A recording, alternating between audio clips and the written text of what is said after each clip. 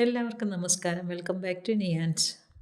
നല്ല കുരുമുളകൊക്കെ ഇട്ട് തേങ്ങ വറുത്തരച്ച ചൂരക്കറിയുടെയും പാവയ്ക്ക തോരൻ്റെയും കപ്പ ഉടച്ചതിൻ്റെയും എല്ലാം കൂടി ചേർത്ത് നല്ലൊരു ഉച്ചയൂണിൻ്റെ റെസിപ്പിയാണ് ഇന്നത്തെ വീഡിയോയിലുള്ളത്. ആദ്യം മീൻ കറി തയ്യാറാക്കാം. അതിന് വേണ്ടുന്ന കേരയാണ് എടുത്തിരിക്കുന്നത്. അത് കടയിൽ നിന്ന് തന്നെ കഷ്ണങ്ങളാക്കി വാങ്ങിച്ചുകൊണ്ടുവന്ന മീനാണ്. നന്നായിട്ടൊന്ന് കഴുകി വൃത്തിയാക്കി എടുക്കാം. കടയിൽ നിന്നൊക്കെ മുറിച്ച് തരുമ്പോൾ കുറച്ച് വലിയ പീസസായിട്ടായിരിക്കും കട്ട് ചെയ്തിട്ടിരിക്കുന്നത്. നമുക്ക് ആവശ്യത്തിനുള്ള ചെറിയ ചെറിയ പീസസായിട്ട് അതിനെ പിന്നെ ഒന്ന് മുറിച്ചെടുക്കാം. അപ്പോൾ എന്താ ഉപ്പൊക്കെ ഇട്ട് നന്നായിട്ടൊരു 3-4 വെള്ളം ഒന്ന് കഴുകി വൃത്തിയാക്കി എടുക്കാം. അപ്പോൾ ഈ ഒരു രീതിയിൽ കഷ്ണങ്ങളെല്ലാം നന്നായിട്ടൊന്ന് കഴുകിയെടുത്തിട്ടുണ്ട്. ഇനി നമുക്ക് തേങ്ങ വറക്കാം. അതിനുവേണ്ടി ആവശ്യമുള്ള തേങ്ങ ചിരകിയത് പാനിലേക്ക് ഇട്ട് കൊടുക്കാം. അതിലേക്ക് കുറച്ചധികം കുരുമുളക് ചേർത്ത് കൊടുക്കണം. ഒരു നുള്ളു ഉലുവയും കൂടി ചേർത്ത് കൊടുക്കാം. ഇനി വേണ്ടത് കുറച്ച് ചുവന്നുള്ളി അരിഞ്ഞതാണ്. അതും ഇട്ട് കൊടുത്ത് 4-5 കഷ്ണം വെളുത്തുള്ളിയും കൂടി ഇട്ട് കൊടുക്കാം. ഇതെല്ലാം കൂടി ചേർത്ത് നന്നായിട്ടൊന്ന് മൂപ്പിച്ചെടുക്കണം. ഇതിലേക്ക് നമുക്ക് മുഴുവൻ കുരുമുളക് തന്നെ ചേർത്ത് കൊടുക്കണം. അതാണ് അതിനൊരു ടേസ്റ്റ്. കുരുമുളക് പൊടിയേക്കാൾ നല്ലത് മുഴുവൻ കുരുമുളകാണ്. ഇനി ഇതാ തേങ്ങ മൂത്ത് വരുമ്പോഴേക്കും നമുക്കതിലേക്ക് ചേർക്കാനുള്ള മസാലകളൊക്കെ ഒന്ന് എടുത്ത് വയ്ക്കാം. ഇപ്പോൾ ഇതാ തേങ്ങ നന്നായിട്ടൊന്ന് മൂത്ത് വന്നിട്ടുണ്ട്. ഇനി ഒരു സമയമാകുമ്പോഴേക്കും ഫ്ലെയിം നല്ലതുപോലെ ഒന്ന് സിമ്മിലാക്കി കൊടുത്തിട്ട് പൊടികൾ ഇട്ട് കൊടുക്കാം. 1 ടേബിൾ സ്പൂൺ മുളക് പൊടിയും 1.5 ടേബിൾ സ്പൂൺ മല്ലിപ്പൊടിയും 1/4 ടീസ്പൂൺ അളവിൽ മഞ്ഞൾപ്പൊടിയും കൂടി ചേർത്ത് കൊടുക്കുന്നുണ്ട്. കുരുമുളക് ചേർത്ത് കൊടുത്തിരിക്കുന്നത് കൊണ്ട് തന്നെ മുളക് പൊടി കുറച്ച് ചേർത്ത് കൊടുത്താൽ മതിയാകും. മല്ലിപ്പൊടി 1.5 ടേബിൾ സ്പൂൺ ചേർത്ത് കൊടുക്കുന്നുണ്ട്. അപ്പോൾ അതാ ഈ ഒരു രീതിയിൽ നന്നായിട്ട് മൂത്ത് വന്നിട്ടുണ്ട്. ഇനി നല്ലതുപോലെ തണുത്തതിന് ശേഷം മിക്സിയുടെ ജാറിലേക്ക് ഇട്ട് കൊടുക്കാം. ഇനി അതിലേക്ക് അരയാൻ ആവശ്യമുള്ള വെള്ളവും കൂടി ഒഴിച്ചു കൊടുക്കണം. വെള്ളം ഒഴിച്ചു കൊടുത്തതിന് ശേഷം കുറച്ച് പുളിയും കൂടി അതിലേക്ക് ചേർത്ത് കൊടുക്കാം. വാളൻ പുളിയാണ് ചേർത്ത് കൊടുക്കുന്നത്. പുളിയും ഇട്ട് കൊടുത്ത് നന്നായിട്ടൊന്ന് അരച്ചെടുക്കാം. ഇനി കറി വയ്ക്കാനുള്ള ചട്ടിയിലേക്ക് വെളിച്ചെണ്ണ ഒഴിച്ചു കൊടുക്കാം. വെളിച്ചെണ്ണ ഒഴിച്ചിട്ട് നന്നായിട്ട് ചൂടായി വരുന്ന സമയത്ത് അതിലേക്ക് ഒരു നുള്ളു ഉലുവ ചേർത്ത് കൊടുക്കാം. മീൻ കറി ആയതുകൊണ്ട് തന്നെ താളിച്ചെടുക്കാൻ ഉലുവ ചേർത്ത് കൊടുക്കണം. ഉലുവ ഇട്ട് കൊടുത്ത് കുറച്ച് ചുവന്നുള്ളിയും കൂടെ അരിഞ്ഞ് ചേർത്ത് കൊടുക്കാം. ഇനി കുറച്ച് കറിവേപ്പിലയും കൂടി ഇട്ട് കൊടുത്ത് നന്നായിട്ടൊന്ന് മൂപ്പിച്ചെടുക്കണം. നല്ലതുപോലെ മൂത്ത് കളർ മാറി വരുന്ന സമയത്ത് അരച്ച് വെച്ചിരിക്കുന്ന അരപ്പ് ഇതിലേക്ക് ഒഴിച്ചു കൊടുക്കാം. അരപ്പ് ഒഴിച്ചു കൊടുത്തതിന് ശേഷം കറിക്ക് ആവശ്യമുള്ള വെള്ളവും കൂടി മിക്സിയുടെ ജാറിലേക്ക് ഇതിലേക്ക് ഒഴിച്ചു കൊടുക്കാം. അപ്പോൾ വെള്ളം ചേർത്ത് കൊടുത്തതിന് ശേഷം നല്ലതുപോലെ ഒന്ന് മിക്സ് ചെയ്ത് കൊടുക്കാം. ഇനി ഇതിലേക്ക് ആവശ്യത്തിനുള്ള ഉപ്പ് ചേർത്ത് കൊടുക്കാം. അപ്പോൾ ആവശ്യത്തിനുള്ള ഉപ്പും ചേർത്ത് കൊടുത്തതിന് ശേഷം ഇനി ഇതിലേക്ക് പച്ചമുളകാണ് ചേർത്ത് കൊടുക്കേണ്ടത്. പച്ചക്കറി മുളക് തന്നെയാണ് ചേർത്ത് കൊടുക്കുന്നത്. രണ്ടായിട്ടൊന്ന് പിളർത്തി ഇട്ട് കൊടുക്കാം. ഇനി ഒരു വലിയ തക്കാളി കട്ട് ചെയ്തും കൂടി ഇതിലേക്ക് ചേർത്ത് കൊടുക്കാം. പിന്നീട് ഒരു മുരിങ്ങയ്ക്ക ഉണ്ടായിരുന്നു, അതും കൂടി ഇതിലേക്ക് ചേർത്ത് കൊടുക്കുന്നുണ്ട്. ഇനി കറി ഒന്ന് തിളച്ച് വരുന്ന സമയത്ത് മീൻ കഷ്ണങ്ങൾ ഇട്ട് കൊടുക്കാം. ചൂര കഷ്ണങ്ങളായതുകൊണ്ട് തന്നെ കുറച്ച് സമയം ഒന്ന് കിടക്കേണ്ടി വരും വെന്ത് കിട്ടാൻ. അപ്പോൾ കഷ്ണങ്ങളും ചേർത്ത് കൊടുത്തതിന് ശേഷം നല്ലതുപോലെ ഒന്ന് ഇളക്കി കൊടുക്കാം. അപ്പോൾ ഈ ഒരു രീതിയിൽ നന്നായിട്ട് ഇളക്കി കൊടുത്തതിന് ശേഷം ചട്ടി മൂടി വെച്ച് കറി ഒന്ന് വേവിച്ചെടുക്കണം. അപ്പോൾ കഷ്ണങ്ങളൊക്കെ ഒന്ന് വെന്ത് കിട്ടണം.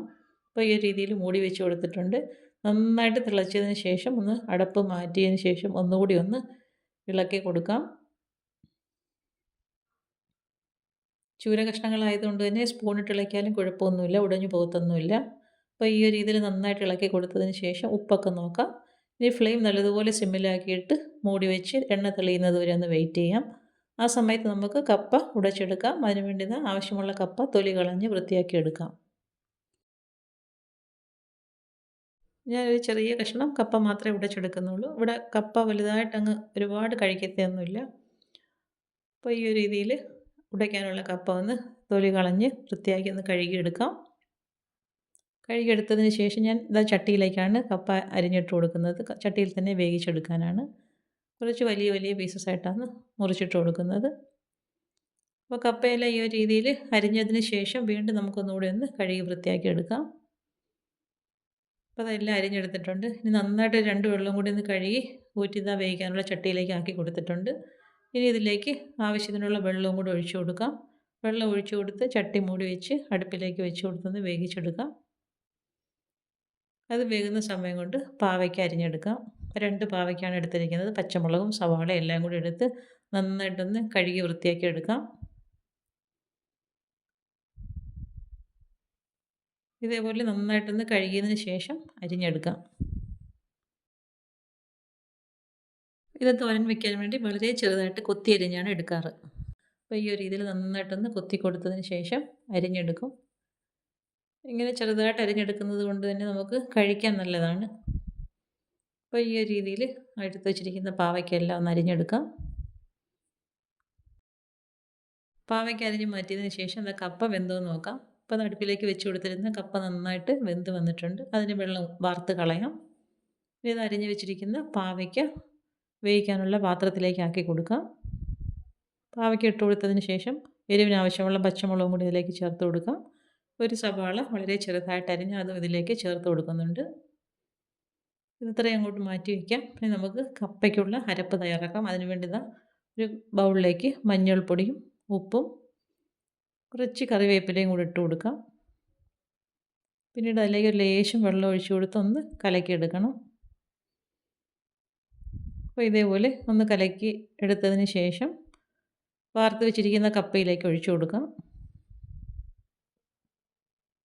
ഒഴിച്ചു കൊടുത്ത് ഒരു 2 മിനിറ്റോളം ഒന്ന് ചെറിയ ഫ്ലെയിമിൽ ഇട്ട് കൊടുത്തൊന്ന് ആവി കയറ്റിയെടുക്കണം. മഞ്ഞൾപ്പൊടിയുടെയൊക്കെ പച്ചമണമൊക്കെ ഒന്ന് മാറണം. ഒന്ന് ആവി കയറ്റിയതിന് ശേഷം കപ്പ ഇതേപോലെ ഒന്ന് ഉടച്ചെടുക്കാം. അപ്പോൾ നന്നായിട്ട് വെന്തിട്ടുള്ള കപ്പയായിരുന്നു, അതുകൊണ്ട് തന്നെ പെട്ടെന്ന് ഉടഞ്ഞ് കിട്ടിയിട്ടുണ്ട്. അപ്പോൾ ഈ ഒരു രീതിയിൽ കപ്പയെല്ലാം ഉടച്ചെടുത്തതിന് ശേഷം അതങ്ങോട്ട് മാറ്റി വയ്ക്കാം. ഇതാ കണ്ടില്ലേ, നന്നായിട്ട് ഉടഞ്ഞ് കിട്ടിയിട്ടുണ്ട്. അപ്പോൾ കപ്പ അങ്ങോട്ട് മാറ്റി വെച്ചതിന് ശേഷം പാവയ്ക്ക തോരൻ വയ്ക്കാൻ അടുപ്പിലേക്ക് ആക്കി കൊടുക്കാം. ഇനി അതിലേക്ക് ഉപ്പിട്ട് കൊടുക്കുന്നുണ്ട്.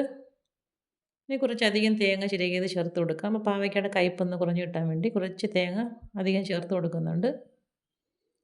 ഇനി നന്നായിട്ടൊന്ന് തിരുമ്മി കൊടുക്കാം. ആ തേങ്ങയുടെ പാലൊക്കെ നല്ലതുപോലെ ഒന്ന് പുറത്ത് വരും. അപ്പോൾ ആ ഒരു രീതിയിൽ നന്നായിട്ടൊന്ന് തിരുമ്മി കൊടുക്കാം. അതിനുശേഷം കുറച്ച് വെള്ളം അതിലേക്കൊന്ന് കുടഞ്ഞു കൊടുക്കണം. ഈ ഒരു രീതിയിൽ കുറച്ച് വെള്ളം മതിയാകും. ഒന്ന് കുടഞ്ഞു കൊടുത്തതിന് ശേഷം പാത്രം മൂടി വെച്ചിട്ട് ഫ്ലെയിം നന്നായിട്ട് കുറച്ചിട്ട് ഒന്ന് വേവിച്ചെടുക്കാം. നന്നായിട്ട് ആവി കയറി വരുന്ന സമയത്ത് നല്ലതുപോലെ ഒന്ന് ഇളക്കി കൊടുക്കാം. ഇളക്കി കൊടുത്തതിന് ശേഷം വീണ്ടും ഒന്ന് ഒതുക്കി വെച്ചിട്ട് കുറച്ച് സമയം കൂടി ഇട്ട് കൊടുത്തൊന്ന് വേവിച്ചെടുക്കാം. വീണ്ടും ഒന്ന് മൂടി വെച്ച് കൊടുത്തതിന് ശേഷം വേവിച്ചെടുക്കാം. അപ്പോൾ ഇതാ പാവയ്ക്ക നന്നായിട്ട് പരുവായി വന്നിട്ടുണ്ട്. നല്ലതുപോലെ ഒന്ന് ഇളക്കി കൊടുക്കാം. ഇനി ഇതിലേക്ക് നമുക്ക് വെളിച്ചെണ്ണ ഒഴിച്ചു കൊടുക്കാം. ഇല്ലാന്നുണ്ടെങ്കിൽ കടുക് താളിച്ച് വേണമെങ്കിൽ ഒഴിച്ചു കൊടുക്കാം. ഞാനിപ്പം വെളിച്ചെണ്ണ മാത്രമാണ് ഒഴിച്ചു കൊടുക്കുന്നത്. അപ്പോൾ വെളിച്ചെണ്ണ ഒഴിച്ചു കൊടുത്ത് നന്നായിട്ടൊന്ന് ഇളക്കി കൊടുക്കാം. വെളിച്ചെണ്ണ കുറച്ചധികം ചേർത്ത് കൊടുത്തോളൂ. അപ്പോൾ ഇതേപോലെ വെളിച്ചെണ്ണ ഒഴിച്ചു കൊടുത്തതിന് ശേഷം നന്നായിട്ടൊന്ന് മിക്സ് ചെയ്ത് കൊടുക്കാം. നമ്മുടെ പാവയ്ക്ക തോരൻ റെഡിയായി കഴിഞ്ഞു. അതും അടുപ്പിൽ നിന്ന് മാറ്റി കൊടുക്കാം. അപ്പോൾ കറി വയ്ക്കാനെടുത്ത മീനിൻ്റെ കുറച്ച് കഷ്ണങ്ങൾ ഞാനെടുത്ത് വറുക്കാൻ അരപ്പുരട്ടി വെച്ചിട്ടുണ്ടായിരുന്നു. അതും ഈ സമയത്ത് അടുപ്പിലേക്ക് ഇട്ട് കൊടുത്തൊന്ന് ഫ്രൈ ചെയ്തെടുക്കുന്നുണ്ടായിരുന്നു. അപ്പോൾ ഒരു സൈഡ് നന്നായിട്ട് ഫ്രൈ ആയി വന്നിട്ടുണ്ട്. തിരിച്ചിട്ട് കൊടുക്കുകയാണ്.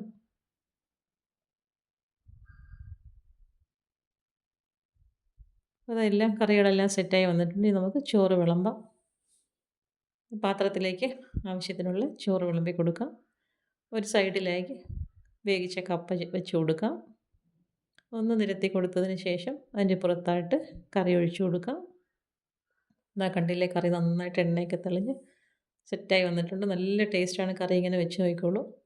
അപ്പോൾ ആവശ്യമുള്ളത്ര കറിയും കഷ്ണവും കൂടി എടുത്ത് കപ്പയുടെ പുറത്തേക്ക് ഒഴിച്ചു കൊടുക്കാം. അതിൻ്റെ കൂടെ തന്നെ ചോറിലേക്കും കുറച്ച് കറി ഒഴിച്ചു കൊടുക്കാം. ഇതാ സൈഡിലായി പാവയ്ക്ക തോരൻ വെച്ച് കൊടുക്കാം.